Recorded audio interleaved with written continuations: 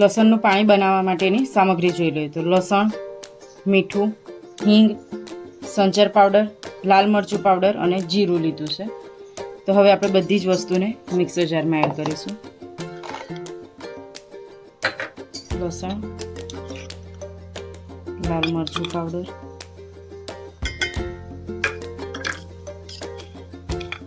જીરાનો test બહુ સરસ આવે છે.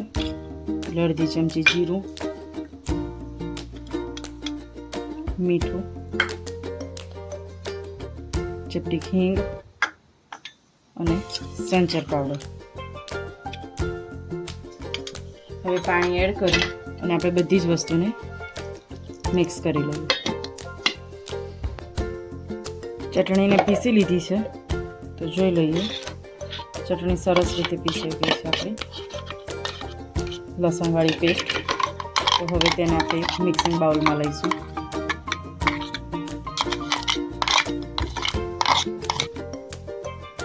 હવે તેમાં પાણી એડ કરીશું. આપણે મિક્સર જારમાં બધું ચોંટી ગયું છે એટલે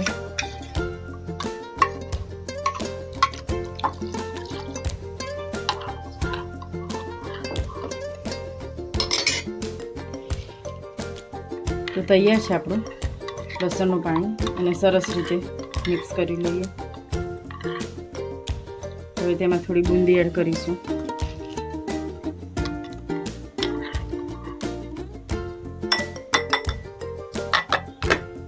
પાણીપુરી માટે ધાણા ફુદીનાનું પાણી બનાવી લઈએ. તેના માટે મેં ધાણા, ફુદીનો, આદુ, લીલા મરચાં, જલજીરા પાવડર, મરી પાવડર, સંચળ, હિંગ, ચાટ મસાલો, મીઠું, ગોળ, આંબલીનો પલ્પ, જીરું પાવડર અને લીંબુ લીધું છે. તો હવે આપણે બધી વસ્તુને પીસી લઈએ. હવે મિક્સર જારમાં આપણે ધાણા લઈશું. હવે ફુદીનો, આદુ અને મરચાં, ગોળ અને આંબલીનો પલ્પ એડ કરી બધી જ વસ્તુને સરસ પીસી લઈએ.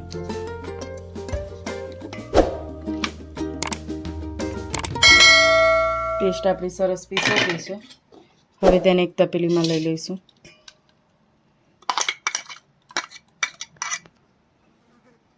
હવે તેમાં પાણી એડ કરીશું. હવે તેમાં આપણે સંચર પાવડર એડ કરીશું. તેમાં ચપટી હિંગ, ટેસ્ટ પ્રમાણે મીઠું, ચાટ મસાલા પાવડર, જીરું પાવડર, મરી પાવડર, જલજીરા પાવડર.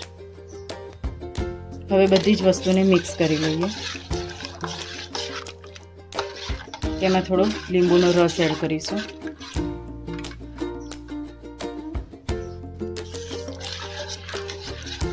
તો આપણે બહારના મસાલા વગર ઘરના મસાલાથી સરસ પાણી બનાવી લીધું છે.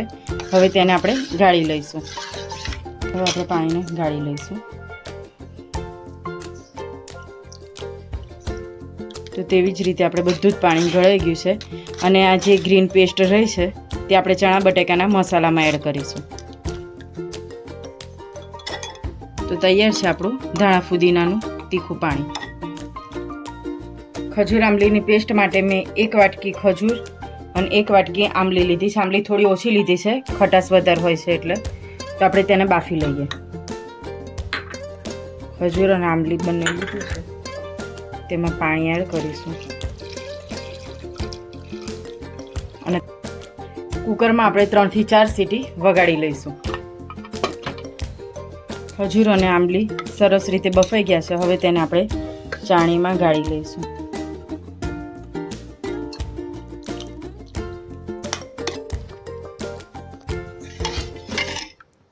તો આવી રીતે ગાળી લીધો છે અને આપણો ખજૂર આંબલીનો પલ્પ બનીને તૈયાર થઈ ગયો છે. ખજૂર આંબલીનું ગળ્યું પાણી બનાવવા માટે ખજૂર આંબલીનો પલ્પ લીધો છે. તેને આપણે લઈશું.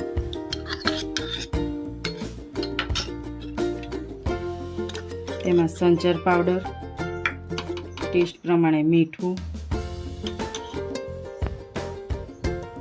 ચપટીક મરચું. હવે બધી જ વસ્તુને મિક્સ કરી લઈએ અને તેમાં પાણી એડ કરીશું. આપણે ખજૂર અને નાખેલું હતું એટલે પાણી ગળ્યું જ થયું છે, એટલે આપણે તેમાં ગોળ કે ખાંડ નાખવાનું જરૂર નથી. જો આપણે ખાટું લાગતું હોય તો તેમાં ગોળ કે ખાંડ એડ કરી શકો. તો તૈયાર છે ખજૂર આંબલીનું ગળ્યું પાણી. તૈયાર છે આપણા પાણીપુરી માટેના 3 પાણી. આ લસણનું પાણી, ધાણા ફુદીનાનું પાણી, ખજૂર આંબલીનું ગળ્યું પાણી. તો તમને અમારી રેસીપી કેવી લાગી તે જરૂરથી કોમેન્ટમાં કહેજો. અમારી ચેનલને લાઇક કરો, શેર કરો અને સબસ્ક્રાઈબ કરો. જય માતાજી.